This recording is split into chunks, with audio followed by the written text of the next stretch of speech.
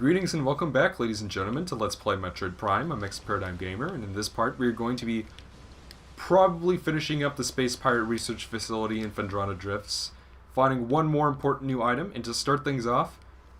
Oh, there's lore on the wall? Oops. Truth be told, well, anyways, we can see here that there's something very important in this room. Shit.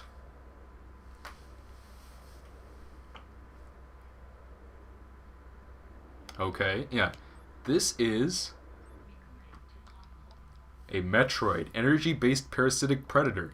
The dominant species of planet SR388, Metroids can suck the life force out of living things. The Metroid will latch onto its prey and drain energy, growing larger as it does. The only way to shake and attach Metroid is to enter Morph Ball mode and lay a bomb.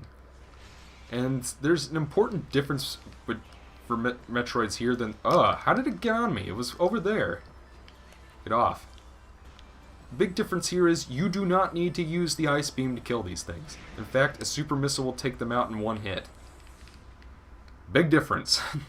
But yeah, and then the moment you do that, a space pirate comes through. Super missile is ass, yeah. Again, I find these things very satisfying to use.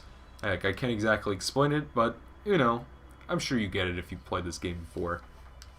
The reconstruction of Geoform 187, codenamed Ridley, was recently completed. After his defeat on Zevas, Command ordered a number of mutagenic improvements for him. Though aggressive, we were able to implement these changes in a cycle. The metamorphosis was painful but quite successful in the end. Early tests indicated drastic increase in strength, mobility, and offensive capability. Cybernetic modules and armor plating have been added as well. We believe our creation, now called Meta Ridley, will become the mainstay of our security forces, a job he will certainly relish. And that seems to sort of imply... that Ridley is not the boss of the Space Pirates. But again, this was not written by series creator Yoshio Sakamoto, so that might make sense. Here's some more. Confidences be high regarding Phazon applications. We know enough about Phazon now to begin combining it with Space Pirate DNA. The codename for this venture will be Project Helix. Preliminary studies indicate that Phazon infusion could produce radical new pirate genomes. Benevolent mutation levels are high in current test subjects. Phazon madness is a concern, but refinements in the infusion process should reduce or neutralize the odds of mental degeneration. But yeah, now, something I've always kind of... Like in the last part, I kind of touched on like Space Pirates and how they were presented here as opposed to the 2D games. How I kind of felt other M's sort of fucked things in the ass. Ridley has never been very that's one thing that I definitely think has been retconned. Like, just flat out retconned it. Oh, that happened? Well, not anymore. In okay, so in the original game, Ridley just looked like... He looked like a xenomorph. Like, he really did. He looked like a xenomorph.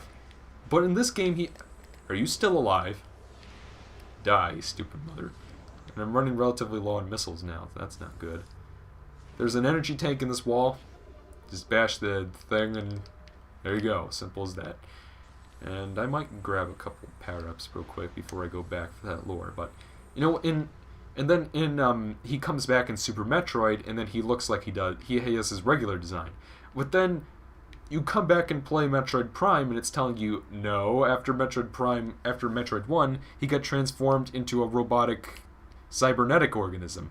But then he's somehow a regular Ridley again in the third... I don't know. They didn't handle it very well. Metroid Dissection continues to provide more questions than answers. Our research teams have isolated the energy conduits that run from the invasive twin mandibles to the energy core in the creature's quadripartite nucleus. The manner in which a Metroid actually extracts the life force from its prey remains an utter mystery. The victim does not lose blood or any other biofluids, and yet the Metroid extracts energy. Identifying this problem, energy is our central problem. It takes no physical form, yet without it the victim dies. We will continue to research this matter as the isolation of this life-giving essence could be the key to our ascendance. Again, they're pretty smart. They're not mindless animals like other M would have you believe. Studies of Metroid biology continue, though with limited progress. It seems likely that we will be much more successful using the Metroids for our means rather than trying to reproduce their powers. If they could be adequately tamed, we would have no need of a proper understanding of their metabolism. The small force of disciplined Metroids could wipe out entire armies, and once we find a way to shield them from cold containment weapons, they will be invincible. Furthermore, if we could then harvest the energy they'd consumed, we would have a near limitless source of power at our disposal. It's actually pretty smart. Never thought about that last part. Before we leave the room, last time I played this, I completely forgot, and you want to do this right now. There's a catwalk up there. Over there you can see there's a missile expansion. Just double jump up here. I think you can morph ball. You can ball jump up there. Jump. Alright. Let's try this again. Feck. What? Apparently because, like, the camera angle is just utter shit. When you want to move straight forward in a line, you don't want the camera to be in an angle like this. Like, what are you, stupid or something? Oh, come on! Not that stupid Starship song by Nicki Minaj. God, modern music. To quote Ted, my God, America is imploding. Especially when it comes to music. I've never been much of a music person to begin with, but Nicki Minaj just sucks. Like, what the hell is the point of Starships? What is she singing about? I don't know, this is a weird reference to make. Let's move back to Metroid here. But yeah, like, what the hell? Oh, these are actually different enemies. Again, following in the tradition of Phendrana Drifts, every enemy has to be exactly like a regular one except ice. Burrowing insect with an ice-reinforced carapace, adverse to heat, this member of the beetle family has adapted to life in the sub-zero temperatures of Phendrana Drifts, growing a thick ice shell over its entire body. The ice is extremely resilient, providing the ice beetle with extra protection and augmented digging abilities. But you can still blow it up with a missile, so I don't see how that's any different. I mean, again, like, why does Phendrana Drifts have to have an ice version of every enemy in the game? Swap back to Power Beam. Usually I like to sneak up on this guy and blow him up so he doesn't know what hit him, but I screwed up on that. It's gonna be... Oh, how did I forget to scan these guys? This right here is a flying pirate. Pirates trained and equipped for airborne assault. Flying pirates are extremely agile in the air, but the heat signatures of their jetpacks can be tracked with thermal imaging. While their missiles are extremely potent, their jetpacks can be even more so. If the pack fails, they will make a suicide strike. So they'll go kamikaze on your ass, and you want to be careful about them. Oops. Blow them up. Blow them up, blow them up, blow them up, y'all. I'm almost out of missiles. And of course, none of those little boxes gave me any more, and I'm going to be needing them pretty badly. Yeah, oh, I should probably have... Yeah, there are these things you want to scan. If I can jump my way back up here. All of these red things.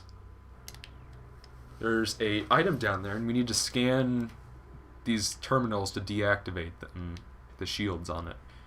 And it's not a really complicated puzzle. Kind of makes me wonder why it's here. I guess the pirates wouldn't want people to just grab their shit, so makes sense, I guess. Seems legit. There's one more. It's on the ground floor. Boom, bitch. There it is. I love how Samus turns invisible whenever, like, the camera moves. Like, I was standing right here, but you couldn't see it because the camera made me invisible. Anyway, this is the new item. Has limited applications, but it's still pretty cool. This is... And this I never understood. Right when you get it, the power goes off. So what the thermal visor does is it makes it possible to see in the dark, pretty much. And now we've got a bunch of space pirates coming after us. And remember how you might have noticed that in some of the scan log entries for some of the enemies, it'll say stuff like it has like a high temperature. That basically means that if you want an easier time trying to spot like shriek bats and whatnot, you can use the thermal visor to see them easier. Like any enemy, the thermal visor is great for tracking down living enemies. Like those turrets up there, they will not show up because they don't give off heat. We cannot go through this door. And believe it or not, walking through there, you're in a hallway and then you're just back out of the base again. So nope. We have to backtrack all the way back through everything we just did to leave this place. Guys. You're tearing me apart, Retro Studios game developer. And as far as I know, there's no way to avoid those Metroids coming out of the walls. Once you get close, and while you're climbing back up, they will come out and attack you. But it's just like, really? We have to go back through all 20 of these rooms just to get back to where we came from? Why? Why would you do that? Like, couldn't we just leave? Or couldn't there be like a faster way? No! You have to backtrack. And thankfully there's an item that we'd have to backtrack for anyway, so that makes it less terrible, but still, man, come on! We couldn't have thought of a better way to take care of that? Like, we have to do it that way? But yes, indeed in this part, because it's so dark, you do want to use your thermal visor. This thing right here, I wonder if I can scan it. Nope. If you shoot it with the wave beam, it will activate certain electrical conduits. These things right here are sentry drones. Well, armed and armored security mecha. Sentry drones have limited intelligence, but they do their assigned tasks well. Being machines, they are susceptible to electrical attacks. Well, alerted drones initiate a security lockdown, then attempt to neutralize the intruder. And the last thing basically mentions that they have the ability to fuck up your vision, which is really annoying. So basically means that whenever you see them, you either have to take them out from a distance, or you have to switch to your thermal visor. And because they're robots, they aren't going to show up very well in thermal visor. Your best bet on anything mechanical, like the turrets or robots or anything, is to use your wave beam. That tends to be the most, effective. Up here. Alright. So again, you might remember that I told you that you want to get that thing on the catwalks, like, right away. That's because, at this point, I'm out of missiles. Where? Come on, die, you motherfucker. Die. There you go. That's because, once it gets dark, you can barely see what you're doing around here. And because you can't use your thermal visor while you're in morph ball mode, that pretty much means that you have to stumble around on that catwalk in the dark. I mean, look, I'm going to try to show... See, look, you can see them hanging from the ceiling from a distance there. Die. What the fuck? It just, like, slid halfway across the room, and then this one showed up. Is that the same one? I'm confused. But, see, look at this. Like, there are lights on the side of it, but, like, you really can't see what you're doing, so you want to do that before you get the thermal visor. Like, the first time you go in this room, grab it immediately. Where'd he go? Oh, he went behind me. I jumped over him. Okay. We're almost done with this area, ladies and gentlemen. At this point, we are going to be just doing backtracking. I'm thinking what I'm going to do is, after we leave this place, I'm going to end the part. Just because we have some big things to get to in the next part. Pretty important development in the story, sort of. There's a boss. I want a new part to be able to tackle that, because it's probably my least... No? It's one of my least... It's probably the first boss we're going to encounter here that really shows that example of what I mean by the bosses being a little tedious. This one especially. But yeah. And we can just skip past these guys. There's also one more pickup that we can get now that we couldn't get earlier. So yeah. We're going to do that and then we're going to end the part. S-shaped room for the win. Not really. And what's worse is that if you're playing the Wii version, the load times are much faster. So it makes those rooms feel all the more, like, unnecessary, Die. Oh, I got stuck on that. Never seen that happen before. Yeah, some crazy shit can happen in this game, believe it or not. Yeah, we're going to head through here.